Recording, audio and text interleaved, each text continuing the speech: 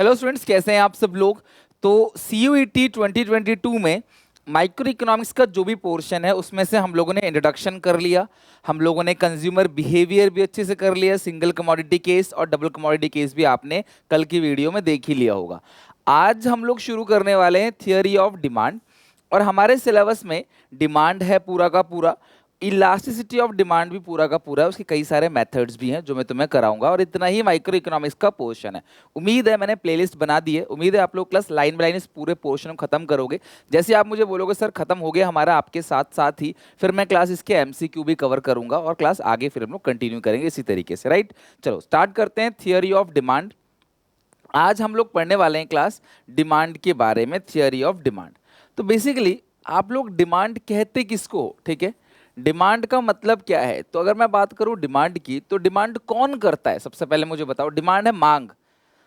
Demand क्या है class? हमारी मांग, हमारी डिमांड पूरी करो, हमारी मांग पूरी करो। राइट, तो डिमांड कौन करता है क्लास? कंज्यूमर। कौन करता है डिमांड बेटा? कंज्यूमर। कंज्यूमर कौन है मैं बता चुका हूं पहले ही, जो चीजें अपने लिए खरीदता है वो कंज्यूमर है, वो डिमांड करता है। वो कंज्यूमर क्या करेगा? परचेस करेगा या सेल करेगा? सर परचेस करेगा। क्या परचेस करेगा? किसी भी कमोडिटी की फिक्स क्वांटिटी, किसी भी कमोडिटी की, कोई भी कमोडिटी मतलब किसी भी वस्तु की फिक्स क्वांटिटी, फ्री में तो नहीं करेगा, प्राइस में करेगा। कहाँ पे करेगा क्लास? ये खरीदारी वो कहाँ पे करेगा? मार्केट में। राइट, और किसी पर्टिकुलर पीरियड पे करेगा। राइट, लाइक क्लास यहाँ पे हर साल कितनी डिमांड करता है, वो हर महीने कितनी डिमांड करता है किसी भी चीज़ की। तो इन सारी चीज़ों से मिलकर ही क्या बनाए क्लास? डिमांड बनाए। तो अगर मैं क्लास डिमांड की डेफिनेशन की बात करूँ तो डिमांड की डेफिनेशन क्या होगी? व्हेन अ कंज्यूमर, मेरे साथ साथ लिखते चलो, अपनी कॉपी में नोट्स बनाते चलो। मैं आपके MCQ पैटर्न को देखते हुए क्लास सारी चीज़ें लिख के दे रहा हूँ आपको, ताकि क्लास आप आराम से MCQ सॉल्व कर सको। When a consumer, when a consumer is willing and able, ध्यान रखना क्लास, ये लाइन बहुत इंपॉर्टेंट है। Willing and able to purchase, मैं समझाऊंगा अभी क्या है ये। Willing and able to purchase a fixed quantity of a commodity, fixed quantity of a commodity at various price in the market, at various price in the market during a given period of time, during a given period of time. Right, सुनो मेरी बात। जब एक consumer, when a consumer, जब एक consumer willing and able, willing का मतलब वो इच्छुक रखता है, वो इच्छा करता है, वो चाहता है कि यार मुझे कोई सामान खरीदना है, वो चाहता है। लेकिन सिर्फ चाहने से कुछ नहीं होगा, उसके लिए क्लास उसका बजट भी है, उसे अलाउ करना चाहिए। यानी कि विलिंग और एबल, वो चाहता भी है और वो उसे खरीदने के योग्य भी है। विलिंग एंड एबल, क्या करेगा वो? परचेज करेगा। भाई कंज्यूमर है तो ऑब्वियसली क्या करेगा? परचेज करेगा। क्या परचेज करेगा? मान लो चीनी खरीदना चाहता है, तो चीनी कितना, एक आप दुकानदार के पास जाते हो ना, बोलते हो मुझे चीनी चाहिए, तो कितनी चीनी चाहिए आपको? आधी किलो चाहिए, 2 किलो चाहिए, 5 किलो चाहिए, 1 किलो चाहिए? कितनी चीनी चाहिए? Fix quantity. किसका फिक्स क्वांटिटी? किसी भी सामान का। फ्री में थोड़ी, अलग अलग कीमतों पर। ग्राहक चीजों को अलग अलग कीमतों पर खरीदता है। कहां पे खरीदेगा? मार्केट में, at a given period of time, एक पर्टिकुलर पीरियड ऑफ टाइम पे, हर साल, हर महीने। This is called demand. ये है डिमांड की डेफिनेशन। जितना भी अंडरलाइनिंग किया है ना क्लास, वहां से इनडायरेक्टली क्वेश्चन पूछ सकता है। अगर मैं एग्जांपल की बात करूं class, Ram wants to buy, Ram wants to buy 50 kg of rice at the rate 25 per kg in every month, in every month। तो इसमें जो एवरी मंथ है वो हो गया टाइम पीरियड, कि भाई हर महीने खरीदता है, वो टाइम पीरियड हो गया। राम क्या हो गया? कंज्यूमर हो गया। 50 किलो है क्वांटिटी और 25 रुपए क्या है क्लास? प्राइस। और इस पूरे अगर स्टेटमेंट को देखो तो यहाँ पे डिमांड की बात हो रही है कि राम 50 kg अनाज खरीदना चाहता है 25 रुपए के भाव से, राइस खरीदना चाहता है 25 रुपए के भाव से हर मंथ। तो प्राइस भी है और डिमांड भी है। ये डिमांड की डेफिनेशन नोटबुक में आराम से आपने 2-3 लाइन में अच्छे से लिख लिया होगा। राइट, अगर मैं डिमांड की कुछ पॉइंट्स की बात करूं जो तुम्हें ध्यान रखना है, तो देखो जब भी हम बात करते हैं, ठीक है, तो demand is a flow concept. तुम्हें ध्यान रखना है कि demand is a flow concept. Demand कैसा कॉन्सेप्ट है क्लास? Flow concept. क्यों? क्योंकि देखो आपने मैक्रो इकोनॉमिक्स में पढ़ रखा है स्टॉक और फ्लो। तो फ्लो किसे कहते हैं? जहां पे हम किसी पर्टिकुलर पीरियड ऑफ टाइम की बात करते हैं वो फ्लो है, और पॉइंट ऑफ टाइम की बात करते हैं तो वो स्टॉक है। तो डिमांड हमेशा बात करता है कि हर महीने कितनी डिमांड होगी, एक टाइम डायमेंशन होता है, एक पीरियड होता है, हर क्वार्टर पे, हर साल कितनी डिमांड होगी, है ना। आपके घर में अनाज आता है तो हर महीने कितना अनाज आता है, तो ये कहीं ना कहीं फ्लो कॉन्सेप्ट है। फ्लो कॉन्सेप्ट है तभी हम इसमें बात करते हैं पीरियड ऑफ टाइम की। स्टॉक में तो पॉइंट ऑफ टाइम की बात होती है। तो पहली बात डिमांड फ्लो कॉन्सेप्ट है। दूसरी बात, demand must be demand must be effective and desirous. Demand effective होना चाहिए, मतलब आपके बजट के अंदर होना चाहिए। अब जैसे मैंने बोला, आप घर बैठ बैठ के सोचते हो कि ये चीज़ मुझे खरीदनी है, तो वो डिमांड है। अगर सारे भिखारी घर बैठ के सोचने लगे कि हमें मर्सिडीज बेंच खरीदनी है, मर्सिडीज रॉयल्स रॉयस खरीदनी है, तो क्या मर्सिडीज और रॉयल्स रॉयस वाले उसकी प्रोडक्शन को बढ़ा देंगे ये सोच के कि लोग डिमांड कर रहे हैं? नहीं, क्योंकि वो डिमांड इफेक्टिव नहीं है। दूसरी बात, demand must be desirous. Desirous मतलब अगर आप घर बैठ के सोचते हो तो भी डिमांड है, लेकिन क्लास वो आपके बजट के अंदर होना चाहिए। आप घर बैठ के सोचते हो तो ठीक है, दुकानदार सामान बना देगा आपके लिए, प्रोड्यूसर सामान बनाएगा, लेकिन वो आपके बजट के अंदर होना चाहिए। लाइक कोई इंसान उसे खरीद सकता है और वो सोच रहा है तो वो डिमांड है, लेकिन अगर उसको खरीद नहीं सकता, उसके बस की बात नहीं है और वो सोच रहा है क्लास, तो वो डिमांड नहीं है। तो ये दो बातें क्लास आपको ध्यान रखनी है।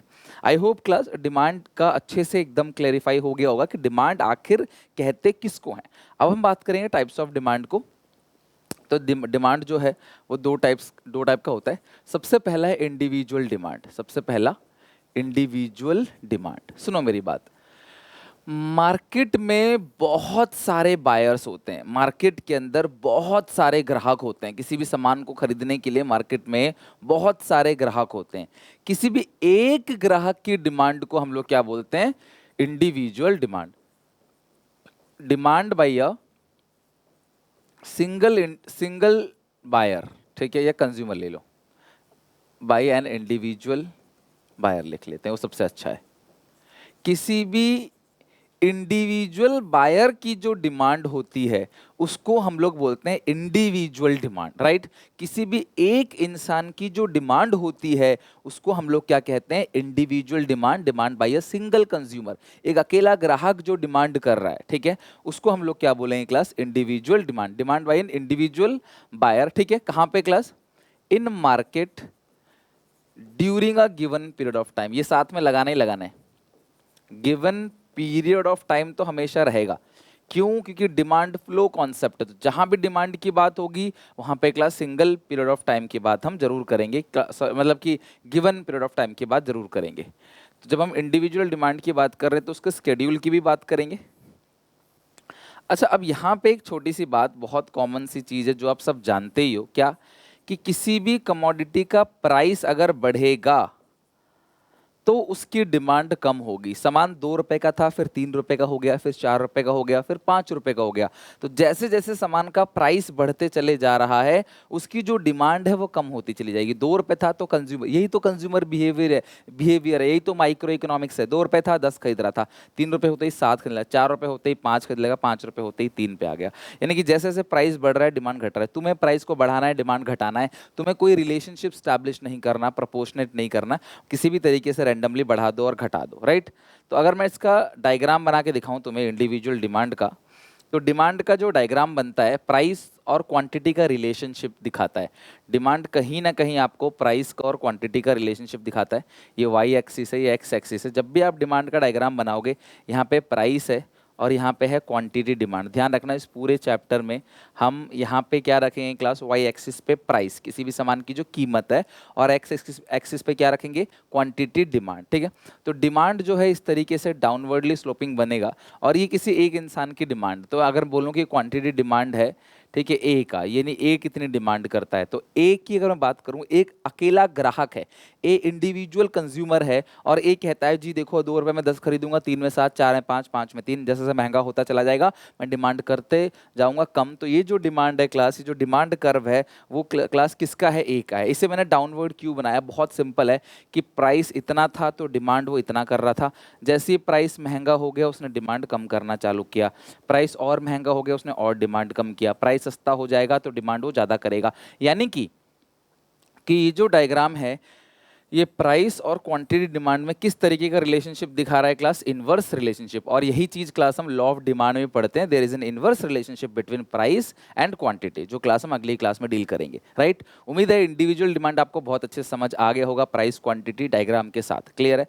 अब आते हैं सेकेंड हमारा मार्केट डिमांड। किसको कहते हैं मार्केट डिमांड? मैंने क्या कहा कि बहुत सारे ग्राहक होते हैं, उनमें से किसी एक ग्राहक की डिमांड को आप इंडिविजुअल डिमांड कहते हो, लेकिन sum of all individual buyers demand, अगर मैं हर इंडिविजुअल बायर की डिमांड को जोड़ दूं इन मार्केट ड्यूरिंग अ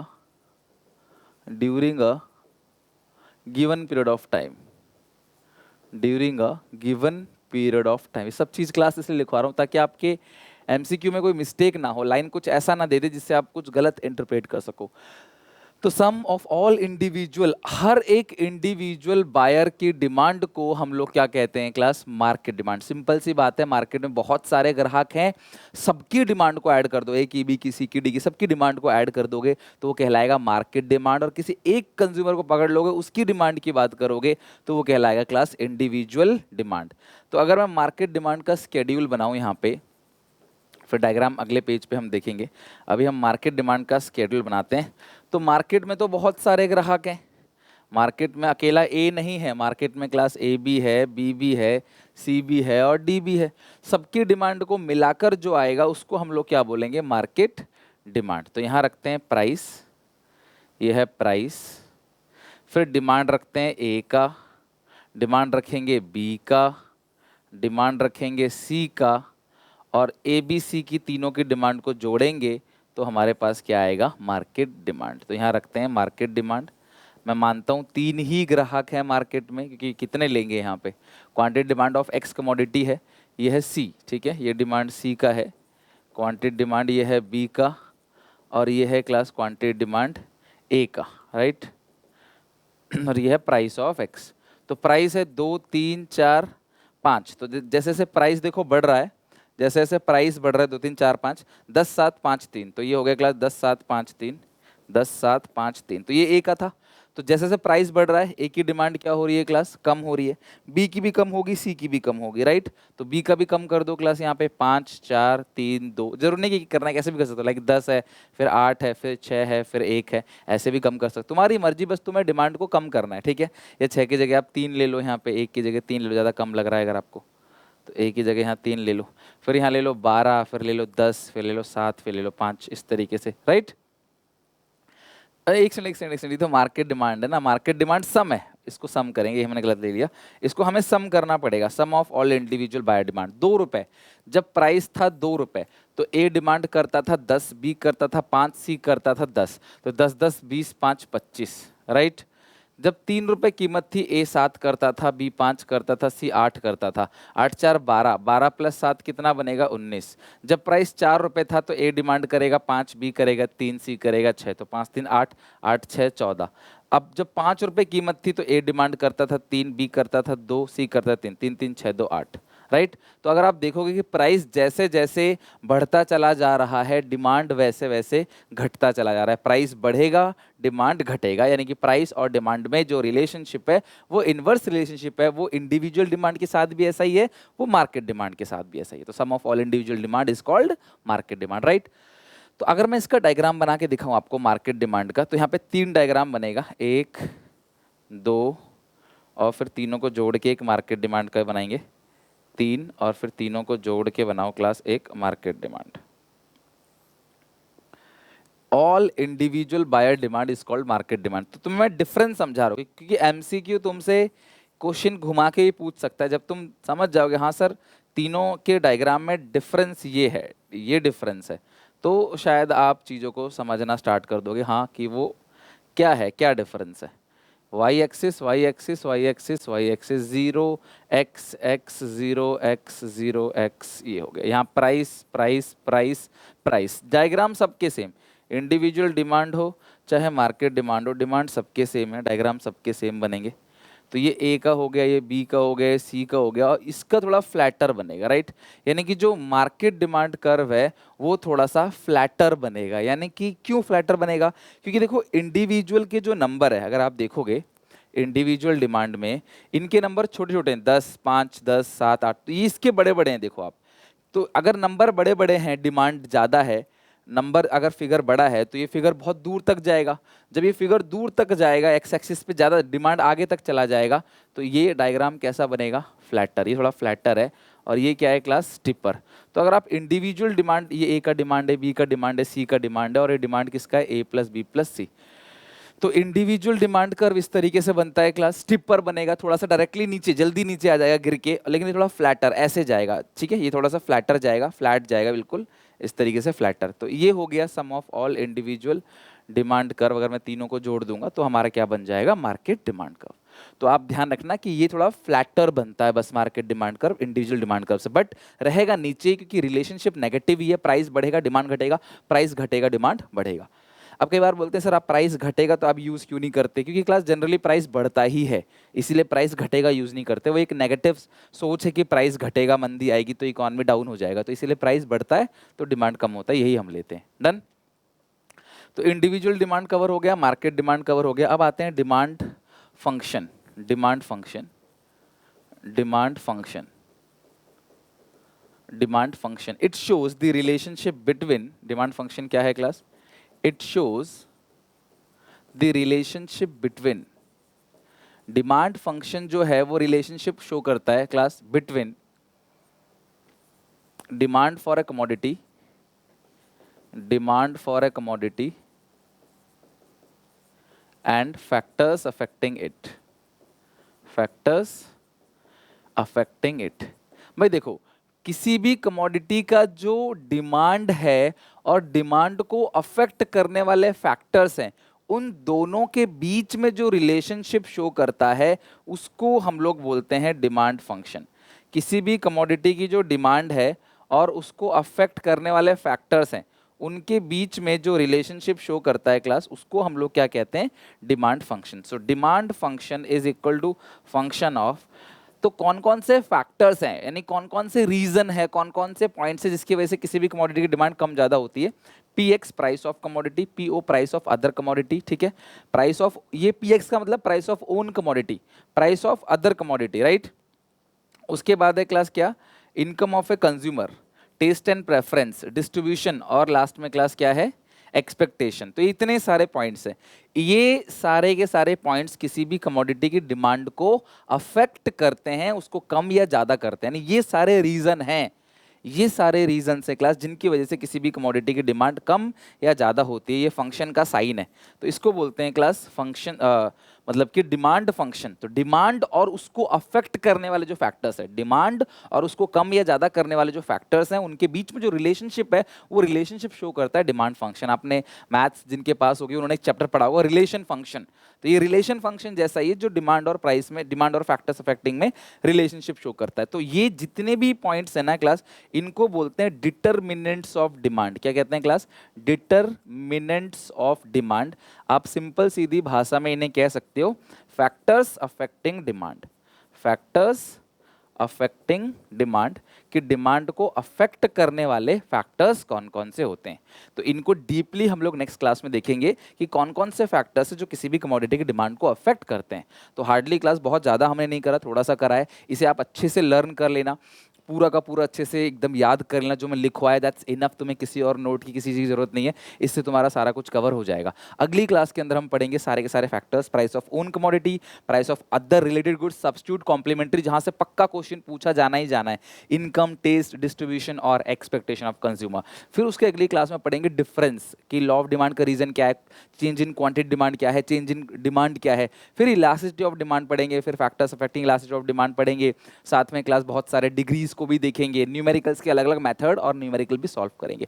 वहां पे जाके क्लास हमारी जर्नी एंड होगी, राइट। तब तक के लिए क्लास बहुत सारा प्यार, धन्यवाद। मिलते रहो क्लास, ऐसे ही क्लास लेते रहो, डेली बेसिस पे पढ़ते रहो। और वीडियो अच्छी लगे तो लाइक करके शेयर जरूर करना, मैं डेली बेसिस पे आपके लिए काम अप कर रहा हूँ, तो प्लीज़ शेयर करो, सब्सक्राइब करो, सपोर्ट दिखाओ। Love you, take care, bye bye, मिलते हैं नेक्स्ट वीडियो में।